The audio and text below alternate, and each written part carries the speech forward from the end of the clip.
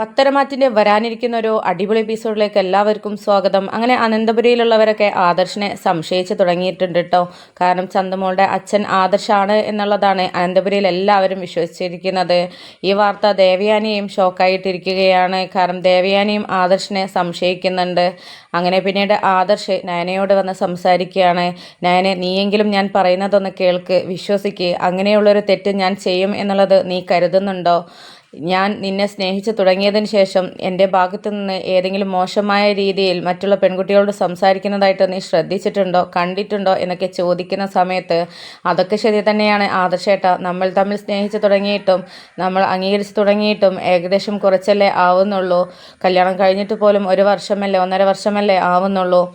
അപ്പോൾ അതിൻ്റെ മുമ്പ് ആദർശേട്ടൻ എങ്ങനെയായിരുന്നു എന്നുള്ളതൊന്നും എനിക്കറിയില്ലല്ലോ ആദർശേട്ട എന്നൊക്കെ പറയുകയാണ്.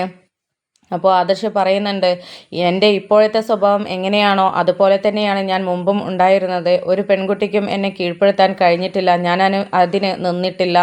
അങ്ങനെയുള്ള ഒരു സ്വഭാവം ഇവിടെ അബിക്ക് മാത്രമാണുള്ളത്. എനിക്ക് 100% ഉറപ്പുണ്ട് ഇതിൻ്റെ തെറ്റുകാരി അബിയാണ്. അത് എല്ലാവരും കൂടെ എൻ്റെ തലയിൽ ഇട്ടേക്കുവാണ്. പിന്നെ ആ കൊച്ച് അച്ഛ എന്ന് വിളിക്കുന്നത് എന്താണ് എന്ന് എനിക്ക് അറിയില്ല. ഇതിനിടയിൽ എന്തോ ചതി നടന്നിട്ടുണ്ട് എന്നൊക്കെ ആദർശ് പറയുന്ന സമയത്ത് നയനയും പറയുന്നുണ്ട്. ആദർശേട്ടൻ്റെ വിശ്വാസം അതാണെന്നുണ്ടെങ്കിൽ എനിക്കും അതുപോലെ തന്നെ ഉറപ്പുണ്ട്. എൻ്റെ ആദർശേട്ടൻ ഒരിക്കലും എന്നെ ചതിക്കില്ല, ഇങ്ങനെയൊരു തെറ്റ് ചെയ്യില്ല എന്നുള്ളത്. അതിനെക്കൊണ്ട് തന്നെ ഇത് തെളിയിച്ചേ പറ്റുകയുള്ളൂ. ആദർശേട്ടനെ എല്ലാവരും ഇന്ന് കുറ്റവാളിയാക്കുന്നുണ്ടെങ്കിൽ, സംശയിക്കുന്നുണ്ടെങ്കിൽ അതല്ല സത്യം എന്നുള്ളത് എനിക്ക് തെളിയിച്ചേ പറ്റുകയുള്ളൂ എന്നൊക്കെ പറയുന്ന സമയത്ത് ആദർശ് ചോദിക്കുന്നുണ്ട്, അത് എങ്ങനെ നടക്കും നയനെ?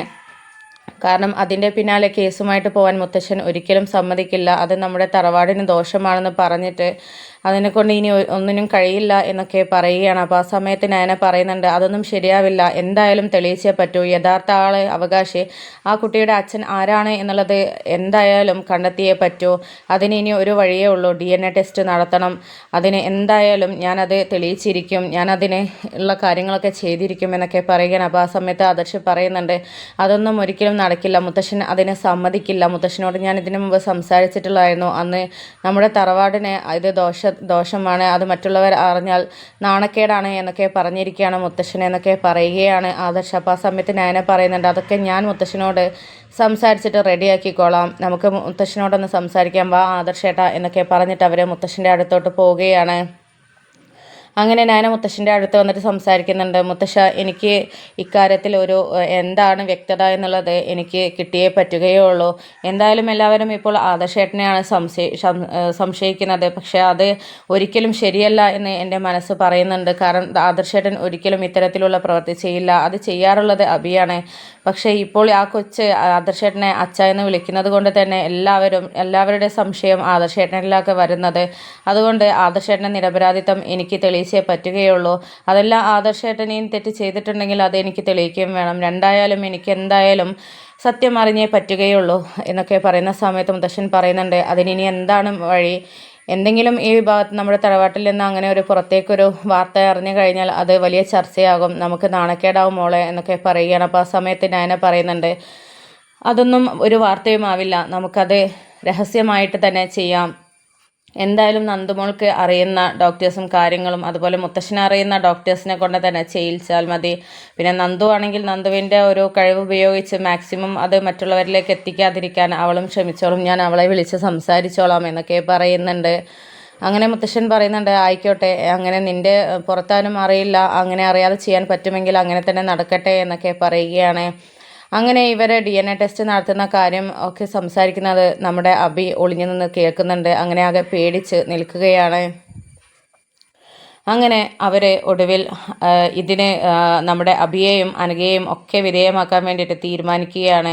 അങ്ങനെ ആദർശം നയനും മുത്തശ്ശനും അതുപോലെ തന്നെ അബിയും ഒക്കെ നമ്മുടെ ഹോസ്പിറ്റലിലേക്ക് പോകുന്നുണ്ട്. ഇവരുടെയൊക്കെ ഓരോ മുടിയും അതുപോലെ സാമ്പിൾസും ഒക്കെ എടുത്തിട്ട് അവസാനം ടെസ്റ്റ് ചെയ്യാൻ വേണ്ടിയിട്ട് DNA ടെസ്റ്റിന് കൊടുക്കുകയാണ്. അങ്ങനെ ഹോസ്പിറ്റലിൻ്റെ പുറത്ത് എല്ലാവരും വളരെയധികം ടെൻഷനോട് കൂടിയാണ് നിൽക്കുന്നത്.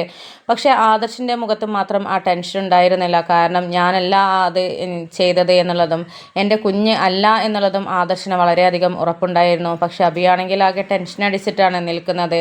അനന്തപുരിയിൽ ഓരോരുത്തരുടെയും മുഖത്ത് വല്ലാത്ത ടെൻഷൻ ഉണ്ടായിരുന്നു. ആരായിരിക്കും യഥാർത്ഥത്തിൽ സത്യം ഇന്നാണല്ലോ അറിയുന്നത് എന്നുള്ള ഒരു ടെൻഷൻ എല്ലാവരുടെയും മുഖത്തുണ്ടായിരുന്നു. അങ്ങനെ പിന്നീട് കുറച്ച് സമയങ്ങൾക്ക് ശേഷം ടെസ്റ്റിൻ്റെ റിസൾട്ട് വരികയാണ്. ഡോക്ടർ ആ റിസൾട്ട് ആദ്യം തന്നെ മൂർത്തി സാറുടെ അടുത്താണ് കൊടുക്കുന്നത്. ഇത് ടെസ്റ്റ് ചെയ്യാൻ കൊടുത്ത സമയത്ത് തന്നെ മൂർത്തി സാറുടെ അറിവിലുള്ള ആളുകളും അതുപോലെ തന്നെ വളരെ പുറത്തു പോകാത്ത രീതിയിലും സെക്യൂരിറ്റിയോട് കൂടി തന്നെയായിരുന്നു ചെയ്തുകൊണ്ടിരുന്നത്.